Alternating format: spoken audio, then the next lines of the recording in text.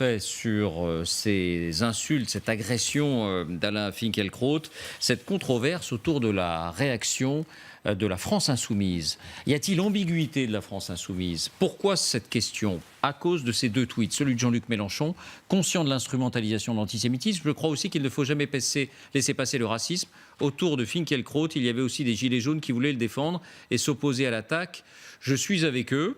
Et puis, le tweet d'un autre compagnon de marche de la France insoumise, Thomas Guénolé. Ça fait des années qu'Alain Finkielkraut répand la haine en France contre les jeunes de banlieue, contre les musulmans, contre l'éducation nationale. L'insulter comme insulter quiconque est condamnable, mais le plaindre, certainement pas. Écoutez les commentaires suscités par ces tweets, notamment d'Agnès Buzyn et d'autres ministres. Je pense que c'est clair, il ne condamne pas. Voilà. On attendait depuis 24 heures, il a réagi, il ne condamne pas. Franchement, je pense que c'est un naufrage, Jean-Luc Mélenchon. Je pense que son parti couvre des choses qui sont intolérables. Quand je vois Jean-Luc Mélenchon qui parle d'instrumentalisation de l'antisémitisme, alors qu'on a vu tout ce qui s'est passé ces dernières semaines, on attend de lui qu'il condamne, point barre. On n'attend pas de relativiser, de mettre du doute, un peu de théorie du complot en parlant d'instrumentalisation. Regardez par exemple le dernier tweet de Jean-Luc Mélenchon. Moi, je suis stupéfait, choqué, outré d'entendre des responsables politiques qui finalement minimisent les actes d'antisémitisme. C'est abject. Voilà, réaction. Thomas. Oui, Rokhaya. Non, enfin, moi je suis consternée. Honnêtement, le fait de circonscrire cette histoire à Alain Finkielkraut, c'est qu'on n'a rien compris. En fait, je veux dire, à partir du moment où on dit à une personne qui est française, retourne en Israël, retourne à Tel Aviv, à l'évidence, on considère, et en ajoutant à cela la France est chez nous, c'est-à-dire qu'on considère qu'il y a une personne qui, parce qu'elle est juive, n'est pas chez elle en France et qu'elle devrait aller dans un autre pays qui n'est pas le sien. Et pour moi, ça dépasse ce qu'on peut penser des idées d'Alain Finkielkraut. Ce qu'il faut faire, c'est de manière explicite exprimer de la solidarité à l'égard de tous les juifs, parce que ce sont tous les juifs qui sont insultés, et à travers eux, c'est tout ce qu'on peut défendre quand on est à gauche, comme le sont Jean-Luc Mélenchon et Thomas Guénolé, en termes de valeurs et d'égalité. Et ça, franchement, et pourtant, je suis vraiment pas là. Voilà, je veux dire, Alain Finkielkraut, c'est vraiment pas quelqu'un qui idéologiquement proche de ce que je défends. Mais je veux dire, c'est pas lui en fait la question. La question, c'est dans quel pays on vit et quel contexte social on crée pour nos compatriotes qui sont juifs. Thomas. Pour la question de la France insoumise, Jean-Luc Mélenchon, c'est le contraire de l'antisémitisme. Il n'est pas antisémite, Jean-Luc Mélenchon. Il a aucune complaisance pour l'antisémitisme. Et il a écrit, il est très laïque. Il a écrit un petit livre que moi je trouve formidable après le discours de Latran de Nicolas Sarkozy sur la laïcité, et il suffit de le relire. On est à 100 lieues de l'antisémitisme, évidemment.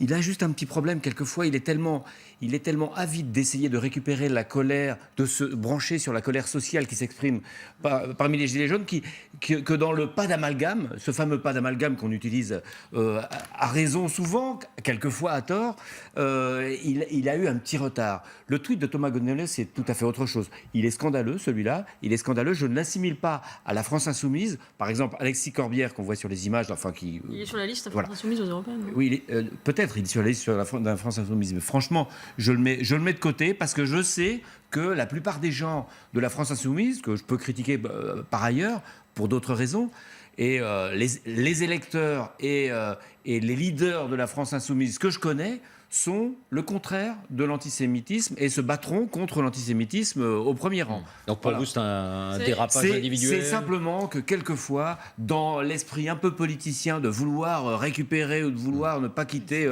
la colère sociale, où ils peuvent faire des petits écarts. Mais franchement, moi, j'ai pas envie d'appuyer là-dessus. Non, mais il considère... Je peux réagir. Déjà, je remercie Rokhaya Diallo d'avoir l'honnêteté intellectuelle dont manque Jean-Luc Mélenchon, puisque, vous savez, Alain Finkielkraut cite souvent cette phrase de Peggy, il faut dire ce que l'on voit, mais ce qui est encore plus dur, c'est il faut voir ce que l'on voit. Et là, je crois que Jean-Luc Mélenchon n'arrive pas à voir ce qu'il faut voir, c'est-à-dire voir que effectivement, sa haine l'aveugle. Et là, on est vraiment face à un déni absolu. Et je crois que c'est très problématique pour un homme politique de ne plus avoir. Déni, faut pas exagérer. Si, parce que il dit d'abord il y a instrumentalisation avant de condamner. Alors qu'il devrait d'abord condamner et peut-être éventuellement parler de l'instrumentalisation. C'est vrai qu'il se méfie toujours. Mais parce qu'il est aveuglé par sa haine. Qui est assez exaspérante. Ça lui arrache la bouche de dire je soutiens Alain Finkielkraut parce qu'il est aveuglé par sa haine. Et ça, je trouve ça très, très grave. Et ensuite, il y a aussi cette accusation, Alain Finkielkraut serait raciste et donc il mériterait ce qui lui arrive. Et ça me fait penser à ce que disait Vladimir Jankélévitch, le célèbre philosophe. Il parlait de l'antisionisme et de l'antisémitisme. Et il disait et si les Juifs étaient eux-mêmes des nazis, ce serait merveilleux. Il ne serait plus nécessaire de les plaindre. Ils auraient mérité leur sort. Et on a un peu entendu cette espèce de rhétorique au sujet d'Alain Finkielkraut. C'est exactement le tweet de Guénolé. Les néo-juifs sionistes sont des racistes, donc ils méritent leur sort. On a le droit d'être antisémite. Et ça, c'est scandaleux. Dominique. On peut effectivement faire la distinction entre Thomas Guénolé, son tweet est vraiment scandaleux, réellement, et d'ailleurs sur plein de sujets, il est assez hors des clous. Celui de Jean-Luc Mélenchon, on sent cette volonté tellement forte de considérer que le combat social doit l'emporter sur tous les autres. Il y a l'occasion, je ne sais pas si c'est de bousculer la République, mais d'installer un autre rapport de force sociale. Et il saute, il est prêt à sauter en fait sur n'importe quelle occasion. Et il a peur que ce qui s'est passé et l'antisémitisme latent d'une partie des Gilets jaunes, à savoir si c'est le cœur ou les marges. Manifestement, le marge commence à toucher le cœur, puisqu'on ne voit pas beaucoup de dénonciations de la part des leaders en dehors d'un ou deux leaders. On voit bien qu'il a peur de gâcher son grand combat par des combats annexes. Il a tort. À partir du moment où on considère que ces combats sont annexes parce qu'on n'est pas soi-même visé, c'est problématique. Je veux dire, la solidarité à l'égard des groupes auxquels on n'appartient pas, pour moi, c'est la base. Et effectivement, Mélenchon ne se sent pas visé parce qu'évidemment, il n'est pas juif. Donc pour lui, c'est complètement secondaire. Mais je trouve ça, extrêmement inquiétant. La petite histoire sociale, mais qui peut être une grande histoire sociale, mais qui pour l'instant est une histoire sociale avec un petit H, et la grande histoire avec un grand H. Et manifestement, ça peut rappeler l'attitude d'une partie de la gauche au début de l'affaire Dreyfus, d'ailleurs.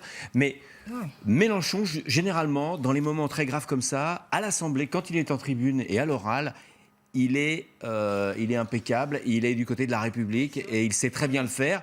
Et moi, je préfère retenir ce Mélenchon-là. Je suis sûr qu'en tribune, il ne ferait pas ça. Bien, on marque une pause. Et dans un instant, la grande manifestation de demain contre l'antisémitisme. Le Front National n'a pas été invité. Est-ce juste? Est-ce légitime? À tout de suite.